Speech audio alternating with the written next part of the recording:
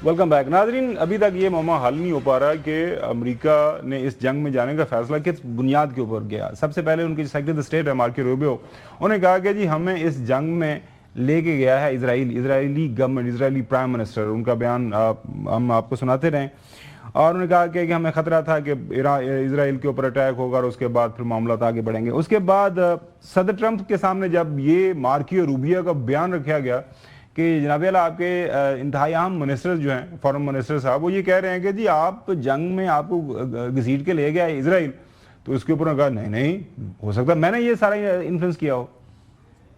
Israel forced your hand to launch these strikes against Iran. Did Netanyahu pull the United States into this war? No, I might have forced their hand. You see, we were having negotiations with these lunatics, and it was my opinion that they were going to attack first. They were going to attack. If we didn't do it, they were going to attack first. I felt strongly about that. उसके बाद अब सदर Trump साहब ये कह रहे हैं कि मेरे जो मुशीर हैं साहब के उन्होंने नाम लिया, उन्होंने मुझे ये सुजेस्ट किया, मशवरा दिया, सारे हालात व वाक़यात मेरे सामने बयान किए, तो उसके बाद फिर मेरा माइंड बना और हम इस जंग में चले गए। The situation was very quickly approaching the point of no return, and the United States found it intolerable, in my opinion, based on what Steve and Jared and Pete and others were telling me, Marco, so involved, that I thought that they were going to attack us. I thought they would, if we didn't do this at the time we did it, I think they had in mind to attack us. And नाज़रीन ये shot आपने सुन लिया, वो Jared Kushner जो उनके दामाद हैं उनका नाम ले रहे हैं, वो स्टीव विटकॉफ जो कि नुमाइंदे हसूसी हैं इस खत्े के लिए, मशरक़ वस्ता के लिए, उनका नाम ले रहे हैं, बाकी भी कुछ अपने गुजरा का। सो चौधरी गुलाम हुसैन साहब, आप बताइएगा ये फैसला जंग में जाने का आप तो चले गए, आपको क्या लग रहा है ये? क्योंकि ज्यादा लोगों की राय यही है कि ये लॉबी है, यहूदी लॉबी, अंडर उसके जो इन्फ्लुएंस काम हो रहा है, तो प्रेसिडेंट ट्रंप को भी अब समझ नहीं आ रही करना क्या। नहीं, 100% इसराइल के इन्फ्लुएंस में ये ऐलान हुआ है।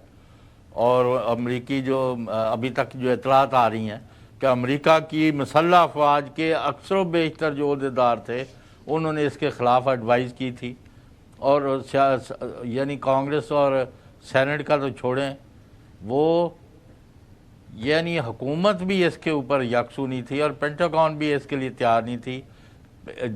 इजराइल ने प्रेसिडेंट ट्रंप को फोर्स किया, Trump force the US government and arm forces to take on Iran. और जो तबाही बर्बादी इसराइल की हो गई है, खुदा की पनाह। मैं कहता हूँ कि 12 दिन की जो जंग थी उसमें भी काफ़ी इसराइल को नुकसान हुआ था, लेकिन अब आप देखते जाएं एक सिरे से दूसरे सिरे तक, और सर बसर उनका हशर हो गया है, और हज़ारों लोग जो हैं ऑन फुट जो हैं वो धक्के खा रहे हैं, कहीं रेगिस्तानों में, कहीं पहाड़ों में, कहीं जंगलों में, कहीं सिंगल रोड पर। आप उनको देखें, एक बंदा अपना कुत्ता लेके जा रहा है, सब ने हैट पहने हुए हैं, ज़्यादातर ने बस्ते उठाए हुए हैं। जो साहब ये आपकी जो बात है ये इस हवाले से, क्योंकि खबरें ये आ रही हैं कि इजराइल के अंदर पाबंदी लग गई है कि कोई भी वीडियो फुटेज, कोई तस्वीर, कोई वहाँ पे जो तबाही और बर्बादी इजराइल के मुख्तलिफ शहरों के अंदर हो रही है, तो अगर कोई बंदा तस्वीर खींचता है, वीडियो बनाता है, वो काबिल सज़ा है। हसन यूब साहब जो अमेरिकी पॉलिटिशियंस हैं, सेनेटर्स हैं, वो इसके ऊपर क्या बात कह रहे हैं? उनके एक सेनेटर रिचर्ड हैं, उन्होंने रिसेंटली ब्रीफिंग में गए और ब्रीफिंग में निकलने के बाद उन्होंने अपने जो ख्यालात का इजहार किया, वो सुनिए।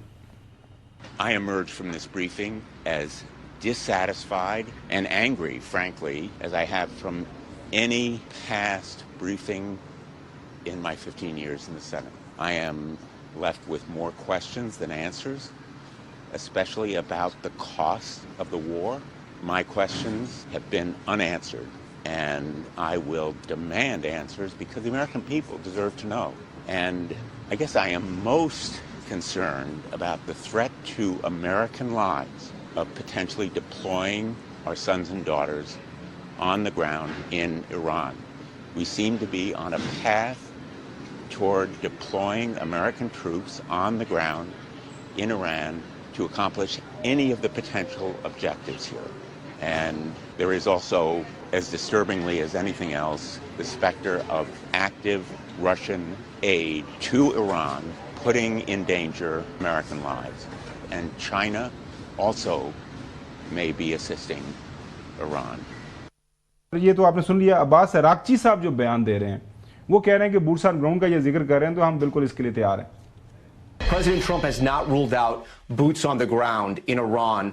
Are you afraid of a U.S. invasion in your country? No, we are waiting for them. You are waiting for the U.S. military to invade the ground troops? Yes, because we are confident that we can confront them, and that would be a big disaster for them.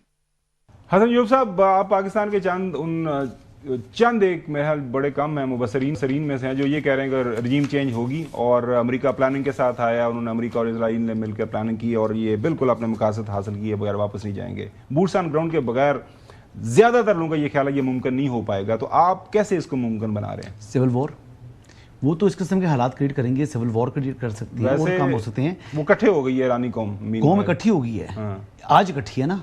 3 महीने बाद उनका plan क्या है? उनका plan वो बता कुछ हो रहे हैं, वो कर कुछ हो रहे हैं। आप देखें ना वहाँ पर प्रॉब्लम्स क्या कर रहे हैं। उन्होंने पहले आपके ऑयल के डिपो उड़ा दिए जी। उसके बाद आपके जो है उन्होंने जो ग्रिड स्टेशन है उनको टारगेट कर रहे हैं, अब बिजली वहाँ पर नहीं है। इस तरह अब इसके बाद वो वाटर को टारगेट करेंगे। यानी आप अब तब ईरान मजबूर हुआ है, वो कह रहा है कि मैं इनके फाइनेंशियल हब्स को जो है टारगेट करूँगा।